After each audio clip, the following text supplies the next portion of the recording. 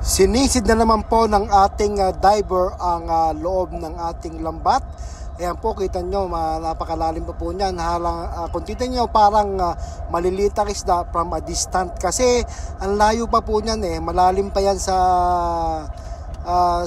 position ng ating diver.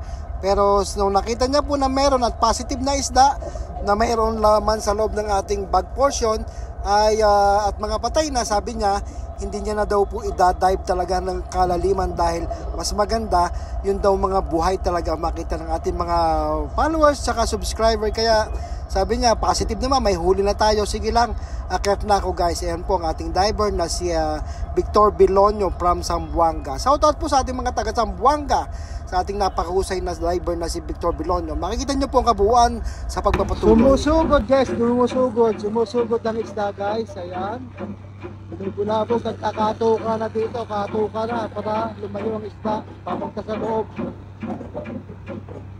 Nagtanda ng safety try pero sumusugod pa rin siya guys. Ayan, yan ang mamuti na yan guys, ang isda yan, malapit dito sa amin.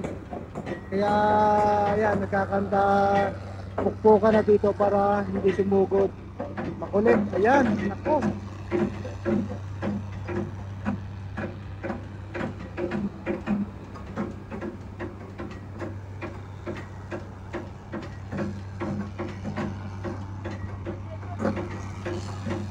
Oh, nasugod. Pupa.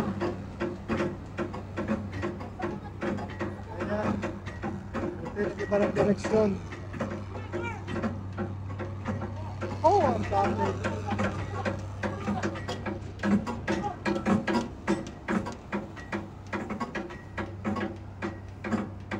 Ganito guys, pagka ang isda makulit, sumusugod.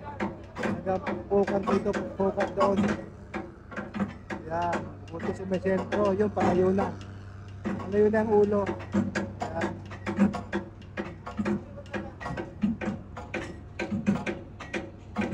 Sana makakapal ang kanala.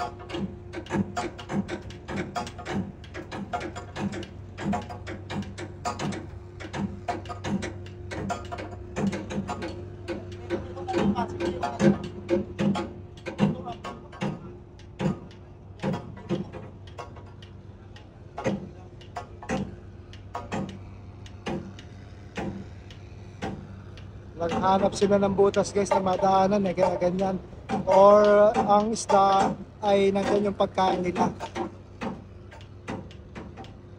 tinubog nila yung isda, yung pagkain nandyan, dilis yan sa site na yan, kaya more or less dito talaga sumusugod sa area namin.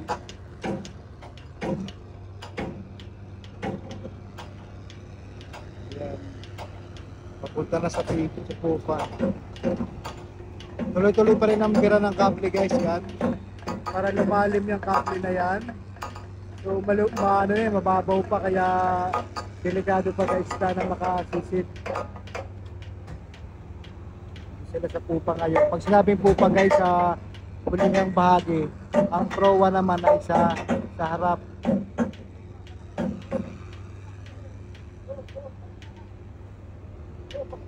Yeah, kinakausap ni Master, layo. Yeah, ganyan kasaya guys. Yan. Yung James, ikot-ikot yung James. Yan. Ikot-ikot lang, ikot-ikot lang. Masaya, ayan. Pumasok na sa loob. Kailangan diskartihan din talaga guys, at saka panalangin, sikap-sikap talaga para mahuli ang isda. Kasi pagka ganyan talaga, pagka napabayaan yan, talagang lalabas yan, nahanap ng butas. So medyo malapit na magparag po yung gustusan. Ito yung gustusan guys ha, Yan, pinakahuling bahagi na ng ating lambat yan. Yan ang tustusan. Binibira na ng kable natin. Ayan, tuloy-tuloy ang bira ng kable. Ayan, ito. Yan ang ating main winch. Yan ang bumibira para lumalim ang ating lambat, guys. So, tatlo yung kable na binibira. Tatlo, isa sa harap. Ayan. Ayan. Ikaw yung pinututukan ko eh. sabi ni Master, yun daw puting-puti ang natutukan ko. Ayan. Tutukan natin yung Master kung paano siya nagmamandasyon. Yeah, tutukan din natin siya. Kasi pressure sa kanya yan, guys. Pressure sa kanya yan. Nasa loob ng isda, wag nang pababayaan. Ayan, guys. Kaya lahat ng master ganyan pagka nandyan ang isda. So far okay at tuloy-tuloy naman ang paglutang nila. Kita natin yung isda. Tapos lumalalim na yung ating lambat. Kaya malaki ang possibility habang nag-maintain sila dyan ay nasa loob lang sila. At may malaki ang possibility na mahuli ito lahat. Yan, guys. So may halo to ng tuna kanina. May nakita na kaming tuna eh. Yellowfin tsaka skipjack. So ayan, tuloy-tuloy lang.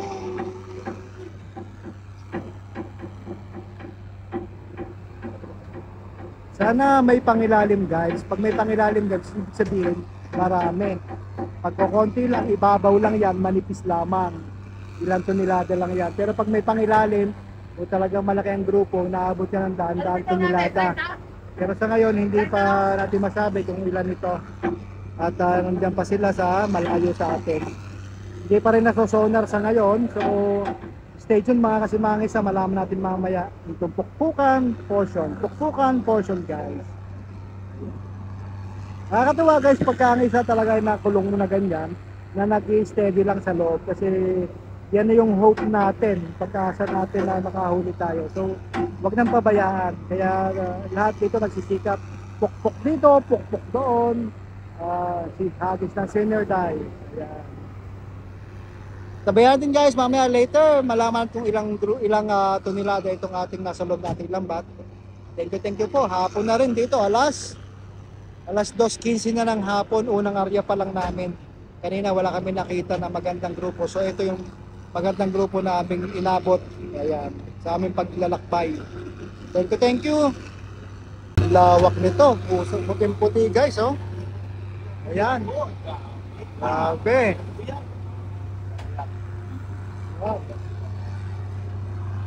Wala dyan, mga gandong. Sana talaga may pangilalim para may volume, guys. Para madami. Alagaan nyo, sender tayo dyan, ha? Sender tayo, alagaan nyo. Ayan. Alagaan ng isinit. Pasok ka na rito! Kaya. Yan. Huli ka! Pasok! Ayan. Ganyan ka-pressure ang fishing master, guys. Pag nakakita niya na ganyan, talaga naman, ang ganda-ganda ng isda sa loob ng ating lambat. Bats! Tali ka na sa pandaw dyan, Bats! Hila ka na, Bats! Hila, alalay! Ayan nga, guys, naka-area kami ngayon. Lumipad kami kanina ni Hornets. Kaso maliliit yung isda namin nakita. So after 3 to 4 hours na sailing namin, naghahanap kami ng isda. Nakakita ulit kami dito ng mga grupo ng ibon na may kasamang isda. Sabi nga, kung nasaan ang ibon, mostly nandoon ang dilis. Kung nasaan ang dilis, nandoon ang mga tuna at saka skipjack nating hinuhuli, guys. So ayan, guys, kasama natin si Hornets ngayon. Nagpapainit, nagpapaitim. Inuubo na ako sa kasisigaw kasi baka mahina yung volume ko. Ayan. So sana madami to kasi puting-puting sa loob natin kanina. Kaya antabayan natin kung gano'ng kadami ito. Nangingitim na ako lalo dito, sobra-sobra. Simangis na. Power block na nga sila, guys, dun sa ating inaryahan kanina. nasa loob naman ng isda. Kaya pinakita ko rin sa inyo yung pagpa-power block habang ang isda ay nasa loob. Kanina ay ating makita rin na ito yung na power block. As always naman pinapakita ko sa inyo nagpa-power block sila. So bigyan ko lang ng konting pangapyaw dito para hindi ganong kahaba ang ating video. So para makita nyo rin na ito yung inaryahan natin, ito yung pina-power block natin ngayon. Yan. Kanina lang nagpakita ulit yung isa sa loob lang. So yan. Mahaba-haba pa ang lambat natin guys, kaya ilang oras pa to, baka mga megit 2 oras pa to siguro. Kaya puputol-putulin na lang muna natin ang ating video para hindi napakahaba guys. Para hindi kayo maumay. Ayan, si mga isda lamang po.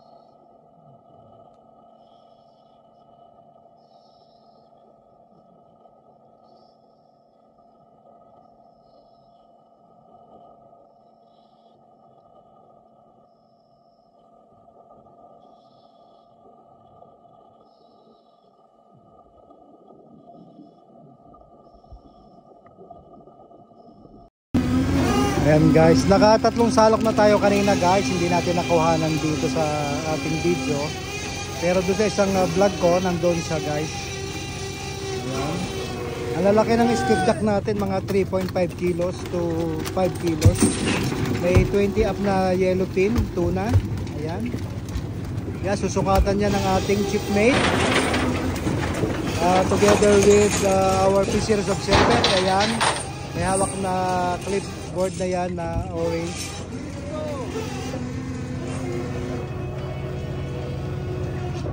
6'1". 6'3". 5'3". 6'3 ba yung height o 5'3 yung height? Height. 6'4". 6'3 ka ba o 5'3? 5'3". Ah, 5'3 ka lang.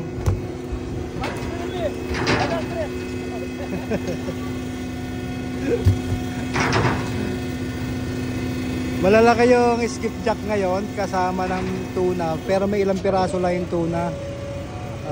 Medyo ano, mas madami talaga yung skipjack dito sa area ngayon.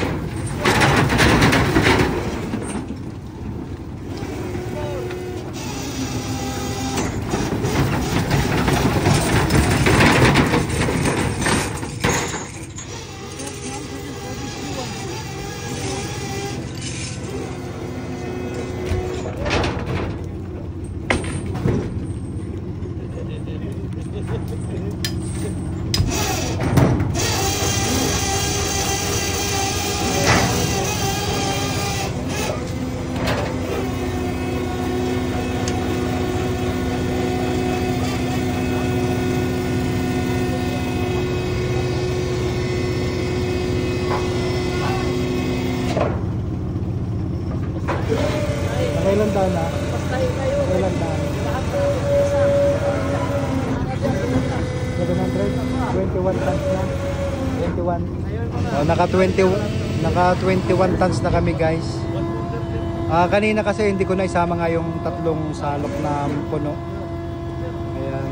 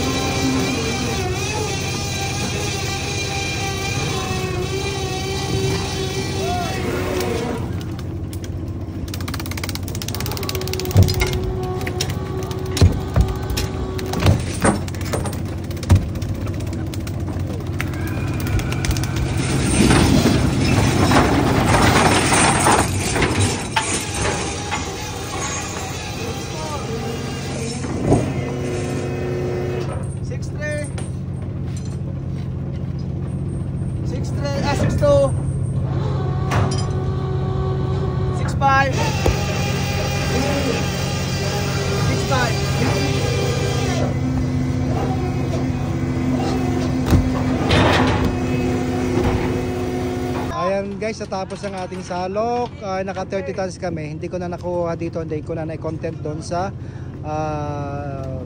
video na to kasi doon sa landscape ko na ilagay yung ibang mga salok natin.